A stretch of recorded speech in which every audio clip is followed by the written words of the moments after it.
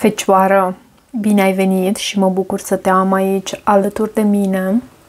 Astăzi vom explora mesajele pe care spiritul are să ți le transmită prin intermediul etalării Crucea Celtică. Pentru cei care vă doriți să deveniți membri ai acestui canal, puteți acum accesa linkul din descrierea canalului sau chiar a videoclipului.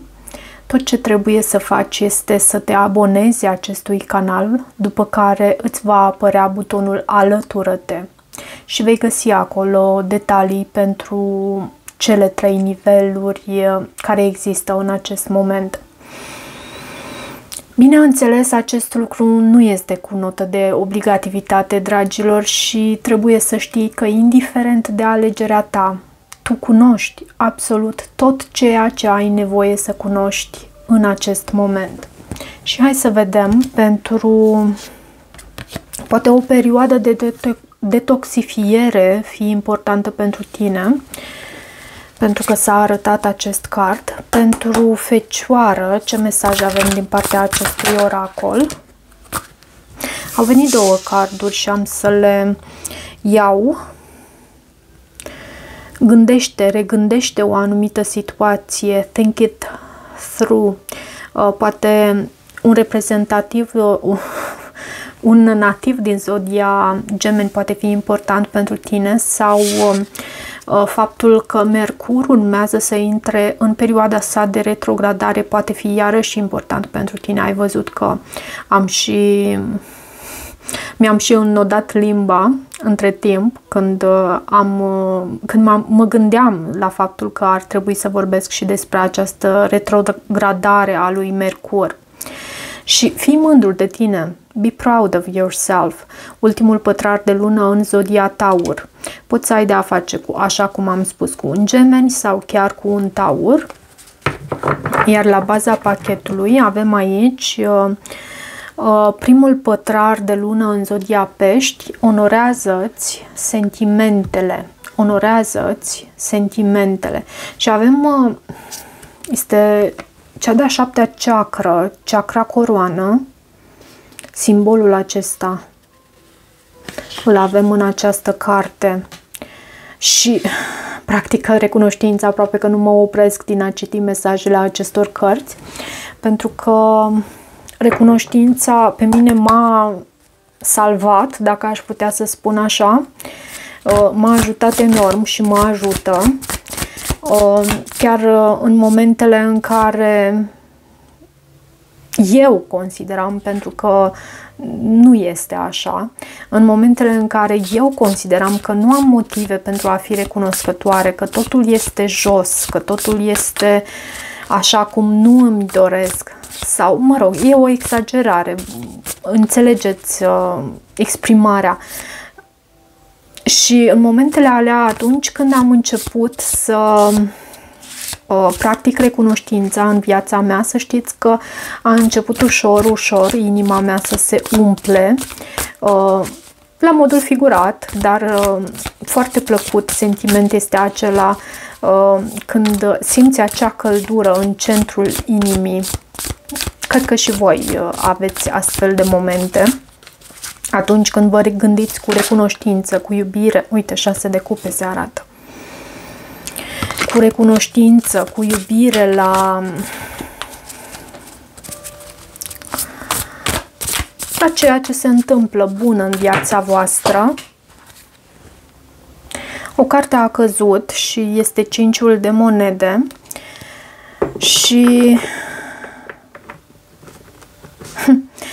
voiam să spun că, nu știu, cu siguranță sunt lucruri și există lucruri bune în viețile voastre. Cu siguranță, sunt absolut sigură de acest lucru. Concentrați-vă pe aceste lucruri și dați recunoștință, oferiți recunoștință cerului pentru aceste lucruri bune care sunt în viața voastră. Hai să vedem, să începem mesajul. Totuși, deși și această porțiune este tot o parte din mesaj. Pentru că, da, recunoștința mi-a salvat viața. Afirmațiile, iarăși. Sunt o grămadă de tehnici care ajută și nu mă credeți pe cuvânt, încercați, studiați, faceți cercetare și voi sunteți foarte buni analitici, persoane care analizează foarte bine lucrurile și sunteți foarte capabili de a face analiză. Ok, avem steaua la baza pachetului, cavalerul de spade și regina de monede. Regina de monede, bineînțeles, te reprezintă pe tine și cu această carte steaua ți-ai regăsit speranța. O oportunitate poate să se arate în calea ta. Văd optimism iarăși pentru Fecioară, văd speranță, îndrăgostiții, poate un Gemeni, pentru că am văzut aici acest card reprezentativ pentru zodia Gemeni, poate fi important pentru tine sau o anumită decizie pe care tu urmează să o iei. Și niște cărți foarte frumoase avem la baza pachetului. Hai să vedem totuși ce avem aici. 6 de monede, 4 de bâte, turnul, asul de spade, soarele, nebunul, 9 de cupe, ok, din ce în ce mai frumos, luna, poți să ai de a face cu un rac sau cu un pești, magicianul și 10 de spade, în rezultatul posibil obținut. Vom și clarifica, bineînțeles, acest 10 de spade și vom vedea despre ce vrea să vorbească. Simt aici pentru tine că este vorba despre un final, dar este un final așteptat, un final pe care tu l-ai anticipat cumva. Și chiar vom clarifica fiecare din aceste cărți. 6 de monede este în situația dată, situația actuală pentru tine. 6 de monede este o carte care poate să anunțe o sumă de bani pentru tine sau oferită de tine altcuiva, mai ales atât timp cât tu ești în postura aceasta de om care poate să facă acte de caritate, o persoană care are ce să ofere. De ce acest 6 de monede? Ce este cu acest 6 de monede? Steaua. Și regina de monede, cartea abundenței. Și steaua o avem și aici. Un vărsător poate fi important pentru tine, iarăși. Steaua anunță că se vindecă ceva în viața ta. Și poate fi în planul acesta material. Și cu toate acestea avem acest 4 de bâte care este în poziția provocărilor și poate să încetinească acest proces de vindecare la tine sau cred că vei fi mult mai stabilă și ești mult mai stabilă din punctul acesta de vedere material și mult mai recunoscătoare pentru ceea ce tu ești acum și ceea ce tu ai acum. Și cu toate acestea avem acest 4 de bâte, care este o carte a stabilității, a familiei, pe care îl avem în poziția provocărilor. De ce acest 4 de bâte? 5 de spade. O energie care vine cu conflict, o energie care vine cu decepție din partea familiei, poate chiar, sau ceva ce te întârzie, ce întârzie acest proces al tău de vindecare. Și chiar mă gândeam, pentru că și eu sunt fecioară și rezonez cu această citire și mă gândesc ce reprezintă pentru mine. Pentru mine reprezintă faptul că vom renova casa și este în același timp, da, o binecuvântare, dar este și un mare stres. Cu acest 5 de spade este un mare stres. Nu știu exact pentru tine. tu ai să vezi și ai să-mi spui, poate, în comentariile de mai jos. Turnul este în subconștientul tău și turnul... De ce turnul? Vorbește despre energia scorpionică. 10 de bâte. Turnul este acea intervenție divină, acea dislocare, acea distrugere. E casa Domnului, știm acest lucru, și e ceva ce ție îți cere să depui efort aici. Și este și în subconștientul tău. E ca și cum pentru fecioară, simt aici foarte mult pentru foarte multe dintre fecioarele care urmăresc această citire, și toți putem avea fecioară pe harta noastră natală, într-un anume loc sau altul, într-o anume casă sau alta.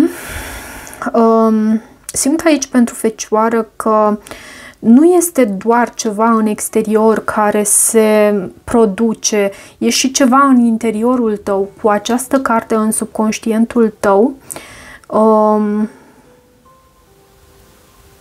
te reconstruiești,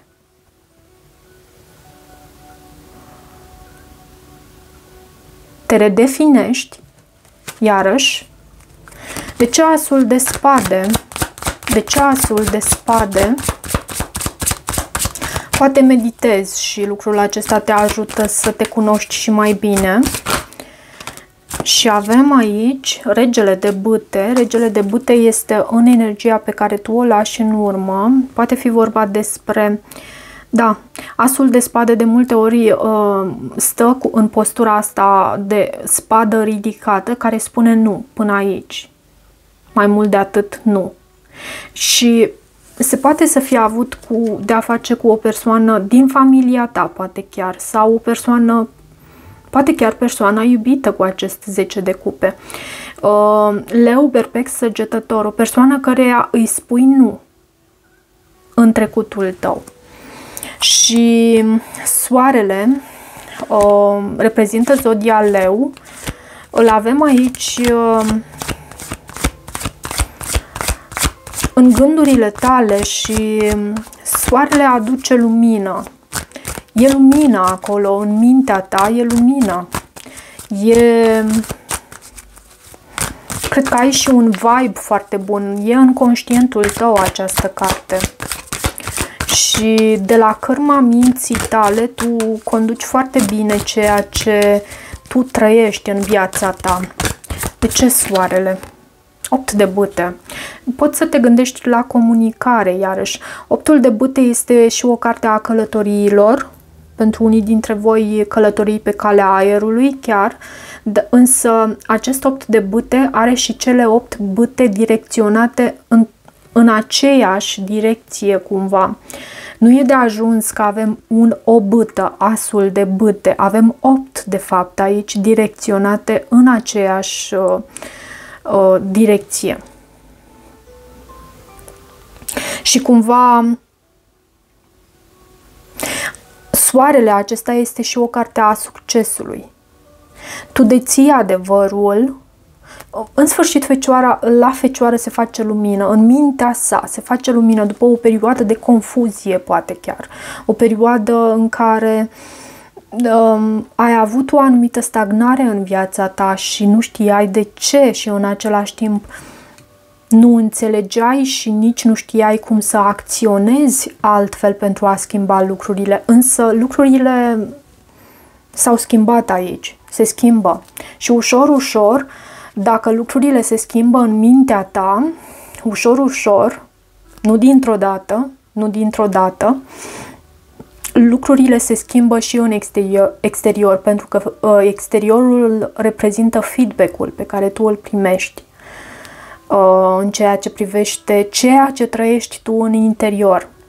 De ce lumea? Nu lumea, avem nebunul, un nou început. Nu știu de ce am spus lumea. Și să știi că avem destul de multe arcane majore. Nu am pomenit despre acest lucru. 1, 2, 3, 4, 5. da, destul de multe arcane majore și steaua 6. Și avem luna plină, eclipsa din 14, este chiar în semnul tău zodiacal, o perioadă care poate fi și foarte intensă, nu doar cu îndeplinirea a anumitor obiective pe care tu ți le-ai setat încă din toamnă. Poate fi și o perioadă intensă din punct de vedere emoțional pentru tine și ești ca pusă așa sub într-o oală cu presiune sau sub presiune. De ce nebunul? Ce este cu acest nebun aici? Ce este cu acest nebun aici? 9 de cupe. E ceva ce tu îți împlinești aici, un nou început ce îți aduce împlinire. Văd totuși acest 2 de spade, e ca și cum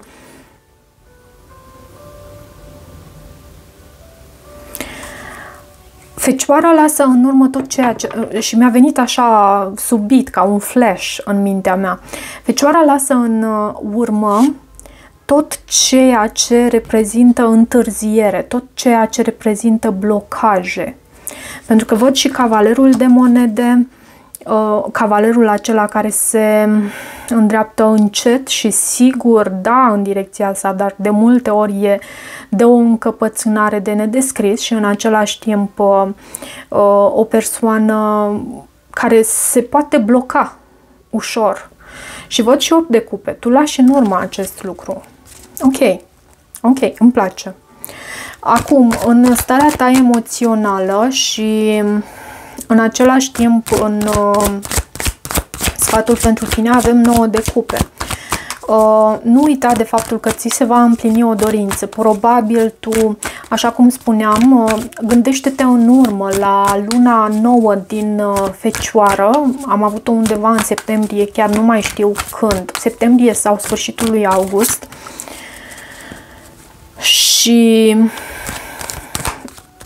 acolo tu ai avut anumite intenții, fie că ți le-ai notat, fie că ți le amintești sau nu, intenții care acum ți se împlinesc și ți se cere cumva să rămâi pozitivă, pentru că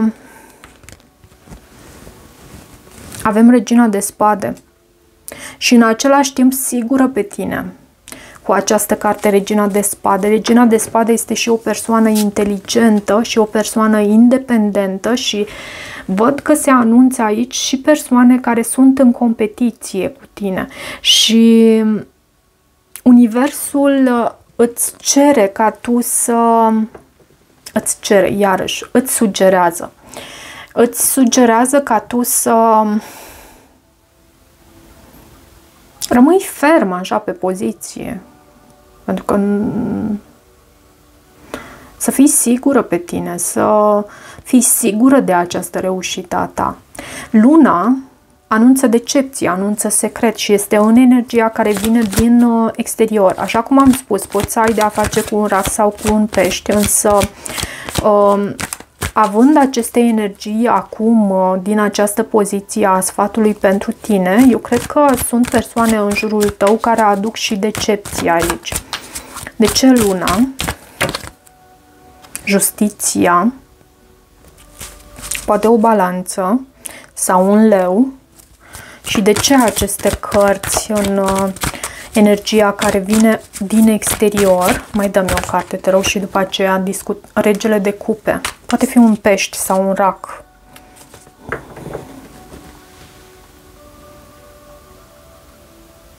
Eu cred că fecioarelor iarăși li se face dreptate. Dacă ați avut de a face cu o anumită decepție sau cu un anumit rac, un pești din trecutul vostru, e o persoană aici care...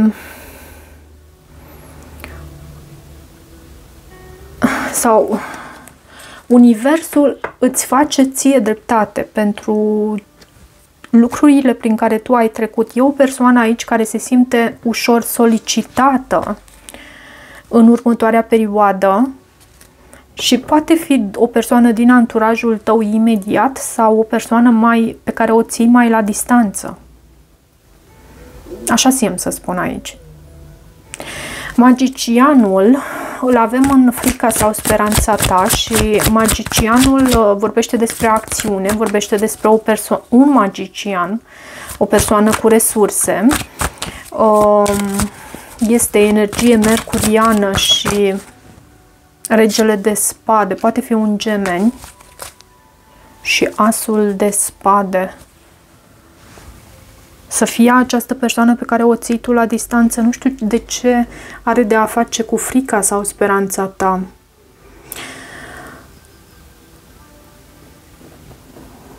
Poți să ai de a face cu un gemeni, balanță sau vărsător. Mai dă-mi o carte aici, te rog, în frica sau speranța fecioarelor. De ce această frică sau speranță pentru tine? Turnul. Și 7 de spade.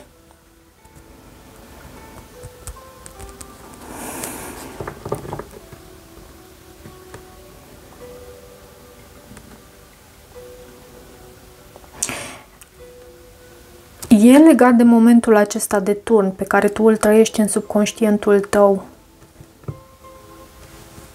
Dar nu-mi dau seama foarte bine. Acum, pentru unii poate fi vorba despre o persoană, pentru alții, cu acest magician, regele de spade, turnul, poate fi vorba despre un adevăr pe care tu poți să îl afli sau îți dorești să îl afli. Anumite intenții pe care tu să le ai. Și vreau acum să văd rezultatul posibil obținut. De ce acest 10 de spade, regele de monede și steaua?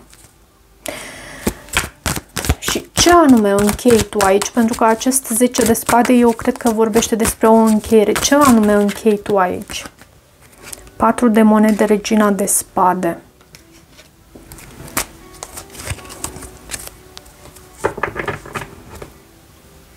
Trei de spade. Fecioara continuă să se vindece din punct de vedere emoțional cu acest 3 de spade, da, și 10 de bâte. Fecioara continuă să se vindece din punct de vedere emoțional și cred că Fecioara pentru o bună perioadă de timp a fost în această postură a reginei de spade, foarte rece, foarte calculată, o persoană dură așa din punct de vedere al felului în care poate să își folosească cuvântul și Fecioara încheie acest capitol. Și iarăși o perioadă în care Fecioara era foarte închisă și foarte nu era dispusă să se deschidă din punct de vedere emoțional sau din orice alt punct de vedere. O perioadă aceasta este încheiată pentru Fecioară și cu acest rege de monede posibil tu să începi un nou proiect, să ai de a face cu... Poți să fii chiar tu în această postură a regelui de monede, o persoană, și știm lucrurile, valoroasă, abundentă, care trăiește în abundență, generoasă, loială, devotată. Însă acest rege de monede poți fi tu sau poți să ai de a face cu o astfel de persoană sau, așa cum am spus și inițial, poți să începi o nouă afacere, un nou capitol, un nou proiect al tău. Abundența ta, iarăși, e foarte bine aici, la tine. Ok. De ce am ajuns la 24 de minute și nu știu de ce. Ok, e bine. Hai să vedem. Am să te rog să îți formulezi o întrebare și în joacă eu am să încerc să dau răspunsul la întrebarea ta și să vedem care este răspunsul pentru întrebarea Fecioarei. Care este răspunsul pentru întrebarea Fecioarei? Au venit două. Eliberează-te și așteaptă. Ok. Există ceva mai bun. Ascultă-ți intuiția, pentru că există ceva mai bun. Poate tu îți dorești ceva anume în acest moment, însă există ceva mai bun pentru tine. și lasă această dorință să fie împlinită dacă este cazul pentru tine. Și uite, mai era. Nu e timpul potrivit aici. Nu e timpul potrivit aici.